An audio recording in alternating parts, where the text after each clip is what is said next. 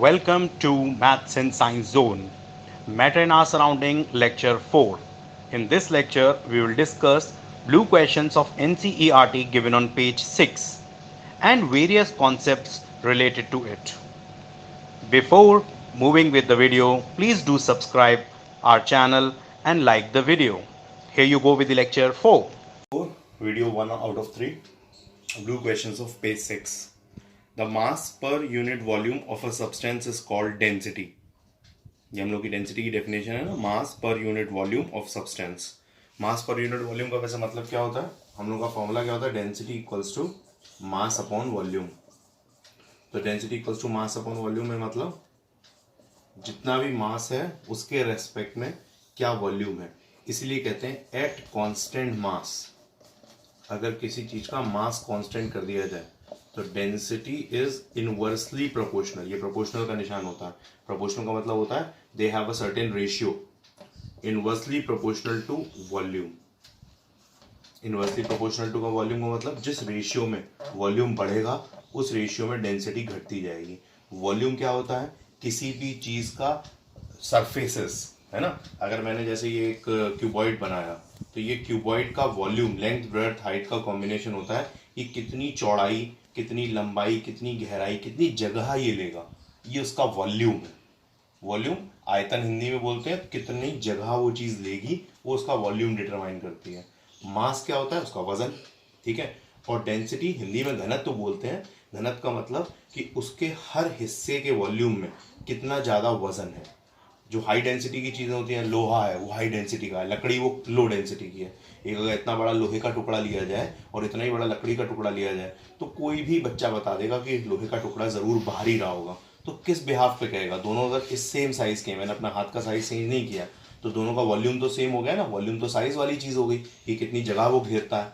लेकिन मास ज्यादा होने की वजह से, क्योंकि आयरन का मास ज्यादा होता है, पीपल कैन इजीली से कि डेंसिटी ज्यादा है. तो किसके बिहाफ पे लोग ये कह सके, वो कह सके एट कांस्टेंट वॉल्यूम. अगर वॉल्यूम कांस्टेंट कर दिया जाए, यानी कि जितना साइज है उसका वो कांस्टेंट कर दिया जाए, तो density is directly proportional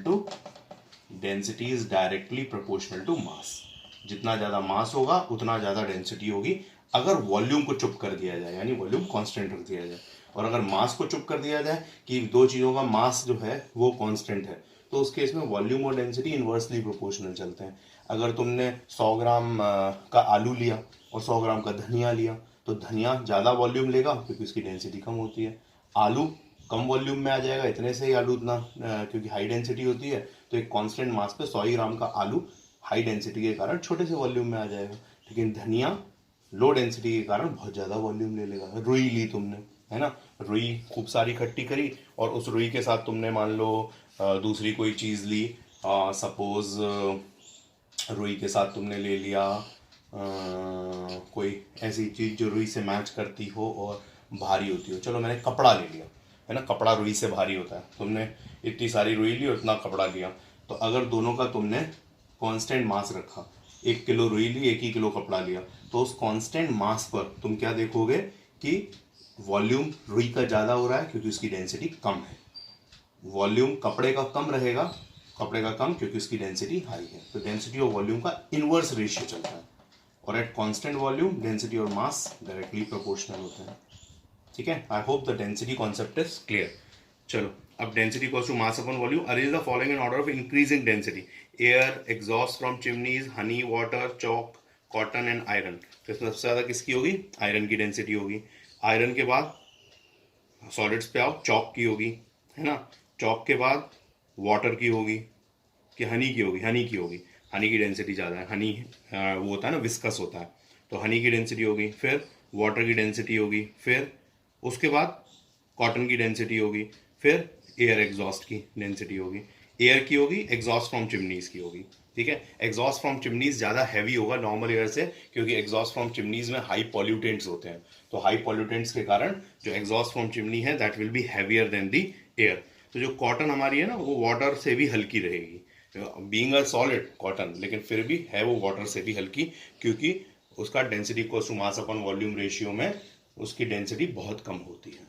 blue question page 6 के सेकंड क्वेश्चन है. सेकंड क्वेश्चन हम लोग का कह रहा है tablet the difference in the characteristics of states of matter. हमारे कैरेक्टरिस्टिक्स 10 है, मेरे बोर्ड पे 8 आ पाए, 2 और भी बताता हूँ।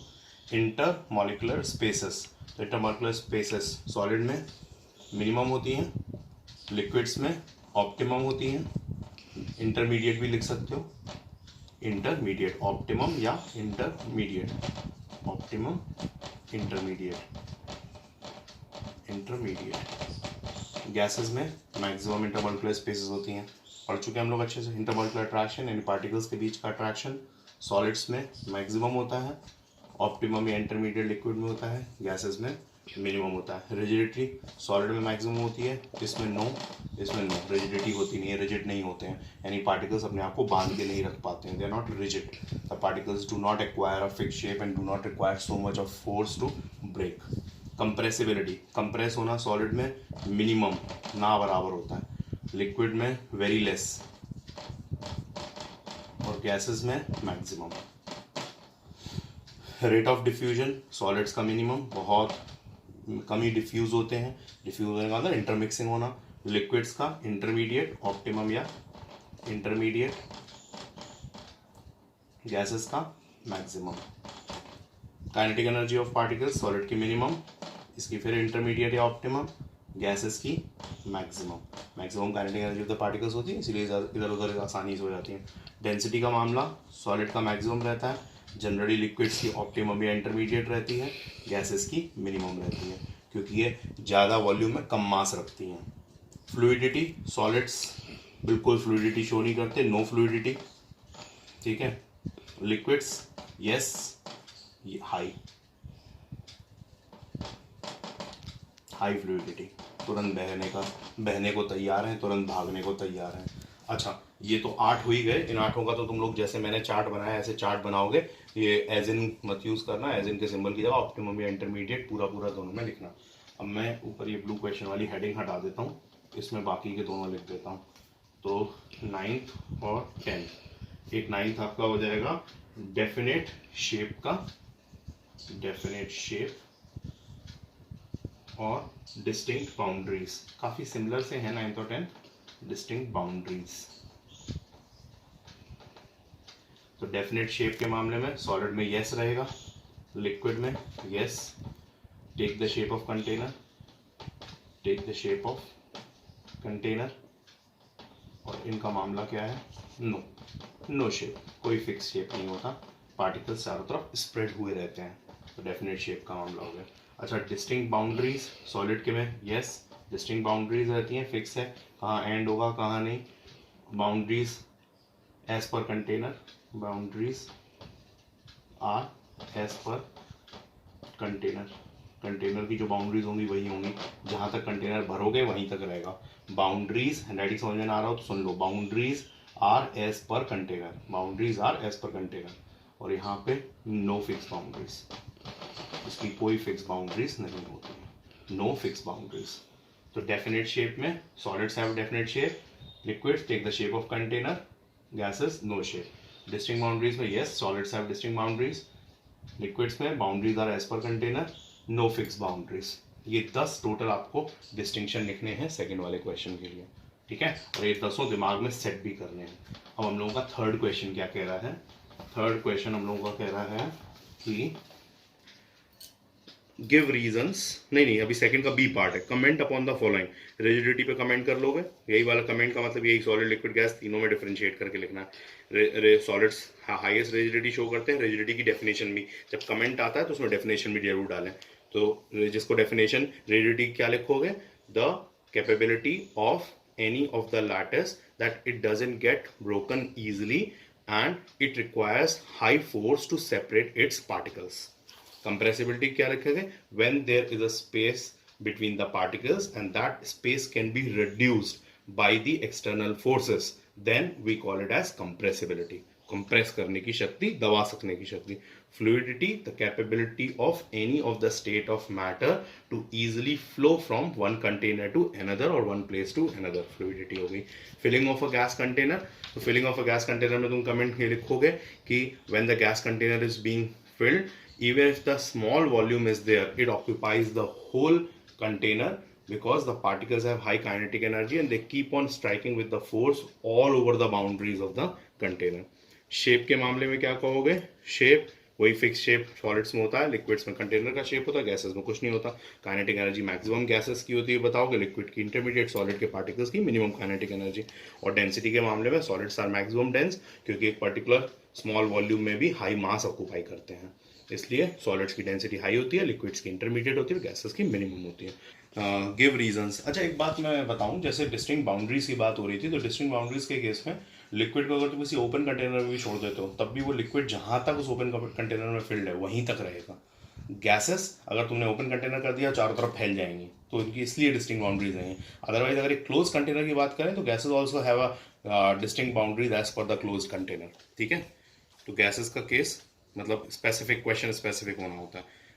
गैसेस ज़्यादा प्रेशर ऑक्यूपाई करती हैं पूरे कंटेनर पे. अब थर्ड वाले में आते हैं give reason. A gas fills completely the vessel in which it is kept. यही वाली एक्सप्लेनेशन आपको देनी है कि वो कंप्लीटली फिल करती है. क्यों? पार्टिकल्स की काइनेटिक एनर्जी बहुत ज़्यादा होती है, सो वो पूरे के पूरे कंटेनर पे एक प्रेशर बना के रखती है and particles try to escape. So anywhere in the container if found is leak is there then the gases can flow out. जो हम लोगों का टायर पंचर होता है तो हम लोगों के साथ होता है, कहीं पर भी कील लगती है पूरे टायर की हवा गायब हो जाती है ट्यूब की. A gas exerts pressure on the walls of the container. ये आपको 2 लाइन्स में रीजन लिखने हैं. और a gas exerts pressure on the walls of the container because the gases have the high kinetic energy. First और second का same almost answer होगा, high kinetic energy, so they have apply so much pressure on the walls of the container. A wooden table should be called a solid. किसी भी चीज़ को solid कहने की 3 कारण हैं. एक उसका distinct shape है ना, distinct shape है मतलब specific shape है, distinct boundaries हैं और वो rigid है. ठीक है, तो आपका टेबल रिजिड भी होता है, डिस्टिंक्ट बाउंड्रीज भी होती हैं टेबल की, और आपका जो डेफिनेट शेप है वो भी होता है. तो इसलिए हम एक टेबल को सॉलिड कह सकते हैं इन 3 प्रॉपर्टीज से. We can easily move our hand in a air but do the same through a solid block. We need a karate expert. Karate expert भी कोई गारंटी नहीं है कि वुडन ब्लॉक को तोड़ पाएगा, बिकॉज कराटे एक्सपर्ट का हाई फोर्स से वो अपने हैंड को मूव कर सकता है, इसलिए कराटे एक्सपर्ट का नाम दिया है कि वो वुडन ब्लॉक को भी तोड़ सकता है हाई फोर्स से, वो उसकी रिजिडिटी को ओवरकम कर सकता है. बट एयर के पार्टिकल्स तो रिजिड है नहीं, there is a very less intermolecular attraction between them. ये लो मैंने अपने हाथ से एयर को हटाना शुरू कर दिया, एयर चारों तरफ फैल जाएगी, हट जाएगी. ठीक है, तो easily anyone can do it, small kid can do it. But karate expert वाला एग्जांपल क्यों लिया? क्योंकि karate expert can apply so much of the force so that he can even break the lattice of the solid object. ठीक है, इसको अपने words में आप लिखोगे. You have to answer in somewhere around 60 words. 50-60 word, 2 number के question हैं. Last है liquids generally have lower density as compare to solid but you have must observe ice floats on water, find out why. इसका मैंने discussion पहले भी किया था कि जो आइस की डेंसिटी होती है वो इसलिए कम हो जाती है कि ice traps air along with it. तो जिस समय पे आइस अपना स्टेट चेंज करती है, यानी लिक्विड से सॉलिड फॉर्म में आती है, वाटर फ्रीज होकर आइस फॉर्म करता है, तो उसके साथ साथ उसमें एयर भी ट्रैप हो जाती है, तो उसके कारण से डेंसिटी जो होती है वो आइस की घट जाती है. अभी हम लोगों ने सीखा था density equals to mass upon volume first video में. तो यहाँ पे क्या चीज़ होती है कि जो उसका वॉल्यूम है वो वॉल्यूम आपको देखने में बड़ा लगने लगा, लेकिन उतना उसका मास नहीं बढ़ता है. तो वॉल्यूम अगर किसी चीज़ का ज़्यादा हो रहा है तो डेंसिटी कम हो ही जाएगी, और उस रेशियो में उसका मास नहीं बढ़ा है. तो हम लोगों की जो डेंसिटी ऑफ आइस होती है वो आइस की डेंसिटी लगभग 0.92 ग्राम पर सेंटीमीटर क्यूब होती है. 1 सेंटीमीटर क्यूब के वॉल्यूम में 0.92 ग्राम आइस आती है, जबकि डेंसिटी ऑफ वाटर जो होती है वो 1 ग्राम पर सेंटीमीटर क्यूब होती है. अच्छा एक बात और, डेंसिटी का एसआई यूनिट ग्राम पर सेंटीमीटर क्यूब नहीं है. SI unit of density is, density का एसआई यूनिट क्या है? केजी पर मीटर क्यूब. तो डेंसिटी ऑफ वाटर अगर हम लोग एसआई यूनिट मिले तो 1000 होती है, 1000 केजी पर मीटर क्यूब. और अगर आइस की लेंगे तो क्या होगी? 0.92 है, तो ये लगभग 922 केजी पर मीटर क्यूब ये होगी आपकी आइस की एसआई यूनिट में. ठीक है, तो SI unit of density is KG पर मीटर क्यूब, यानी 1 मीटर क्यूब के वॉल्यूम में 1 केजी का मास ऑक्यूपाई करना. यहाँ सेंटीमीटर क्यूब के वॉल्यूम में centimetre by centimetre by centimetre में ग्राम्स में मास ऑक्यूपाई करना. तो 2 यूनिट्स हैं, पॉपुलर यूनिट ये है लेकिन एसआई यूनिट ये है, क्योंकि एसआई मैंने बताया था आप लोगों को सारे यूनिट्स किस में होते हैं? एमकेएस सिस्टम में होते हैं. तो एमकेएस क्या है? मीटर किलोग्राम सेकंड वाला, और जितने भी जनरल यूनिट्स हैं वो CGS में होते हैं. CGS यानी सेंटीमीटर ग्राम और सेकेंड. तो ये ग्राम और सेंटीमीटर और सेकेंड उस वाले कैटेगरी का है CGS का, और ये MKS का है. तो ऐसा यूनिट्स आपके MKS के ही होते हैं. तो डेंसिटी का ऐसा यूनिट याद रखेंगे. और आइस वाली बात एक बार फिर से बता दूं कि ice traps air along with it. So the ice has a lesser density in a higher volume. It has less mass, so it has a lesser density than water. Because of that, ice floats on water.